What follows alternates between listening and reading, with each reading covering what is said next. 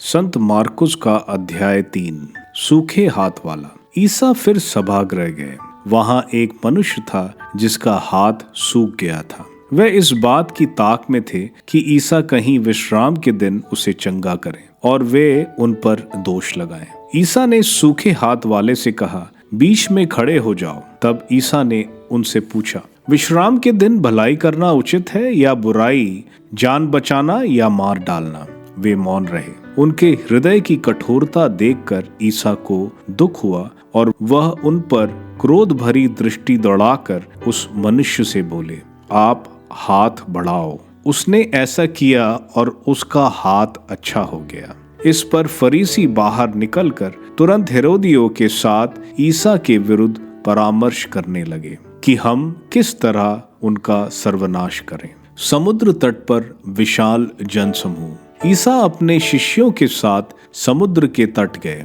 गलीलिया का एक विशाल जनसमूह उनके पीछे पीछे हो लिया। यहूदिया, यरूशलेम, इदुमिया, यार्दन के उस पार और तीरुस तथा सोदोन के आसपास से भी बहुत से लोग उनके पास इकट्ठे हो गए, क्योंकि उन्होंने उनके कार्यों की चर्चा सुनी थी। भीड़ के दबाव से बचने के लिए ईसा ने अपने शिष्यों से कहा कि वे एक नाव तैयार रखें, क्योंकि उन्होंने बहुत से लोगों को चंगा किया था और रोगी उनका स्पर्श करने के लिए उन पर गिर पड़ते थे। अशुद्ध आत्मा ईसा को देखते ही दंडवत करते और चिल्लाते थे, आप ईश्वर के पुत्र हैं। किंतु वह उन्हें यह चेतावनी देते थे कि तुम मुझे व्यक्त मत करो। 12 प्रेरितों का चुनाव। ईसा पहाड़ी पर चढ़े। वे जिनको चाहते थे उनको उन्होंने अपने पास बुला लिया। वे उनके पास आए और ईसा ने उनमें से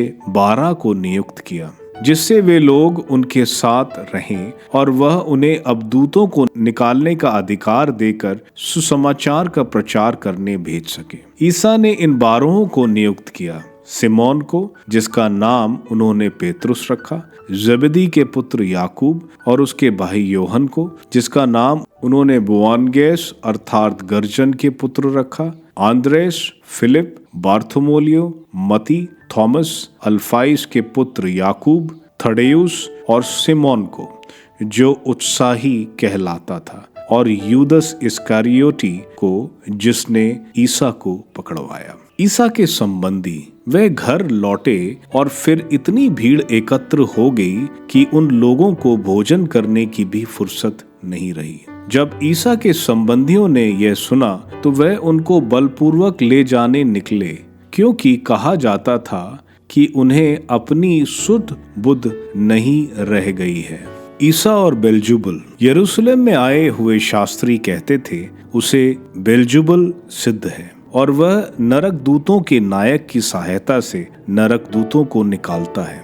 ईसा ने उन्हें अपने पास बुलाकर यह दृष्टांत सुनाया, शैतान शैतान को कैसे निकाल सकता है? यदि किसी राज्य में फूट पड़ गई हो तो वह राज्य टिक नहीं सकता। यदि किसी घर में फूट पड़ गई हो तो वह घर टिक नहीं सकता। और यदि शैतान अपने ही विरुद्ध विद्रोह करे और उसके यहाँ फूट पड़ गई हो तो वह टिक नहीं सकता और उसका सर्वनाश हो गया है। कोई किसी बलवान के घर में घुसकर उसका सामान तब तक नहीं लूट सकता जब तक वह उस बलवान को ना बांध ले। इसके बाद ही वह उसका घर लूट सकता है। पवित्र आत्मा के विरुद्ध पाप। मैं तुम लोगों से यह कहता हूँ, मनुष्य चाहे जो भी पाप या ईश निंदा करे, उन्हें सबकी क्षमा मिल जाएगी, परंतु पवित्र आत्मा की निंदा करने वालों को कभी भी क्षमा नहीं मिलेगी। यह वह अनंत पाप का भागी है। उन्होंने यह इसलिए कहा कि कुछ लोग कहते थे उसे अपदूत सिद्ध है।